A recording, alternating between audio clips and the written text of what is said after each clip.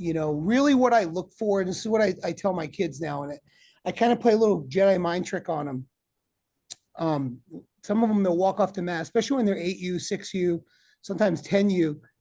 And if they lose, they well up and they're about to cry, or so, I stop them right away and I say, hey, look, man, you were trying everything that we were doing in practice.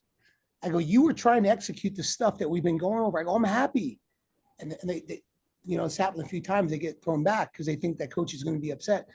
And I say, no, you're trying what we're doing. I go, you're going to get it eventually. I go, it's going to come as long as you're trying to execute the stuff that we're doing in practice.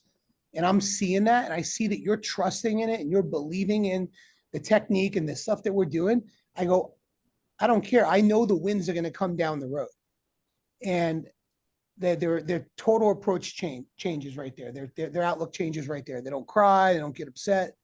And I think it gives them a little bit of, motivation, or makes them feel good, to know even if you do lose, all isn't lost. There's good things you can get out of it.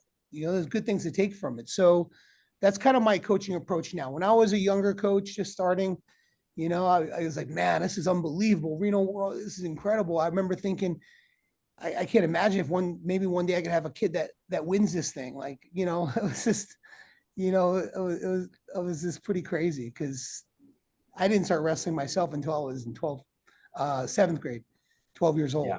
That's when I started, and it was a different world back then. You didn't have the club system and all the stuff you have now with all the different tournaments and RTCs and the just the elevation of everything,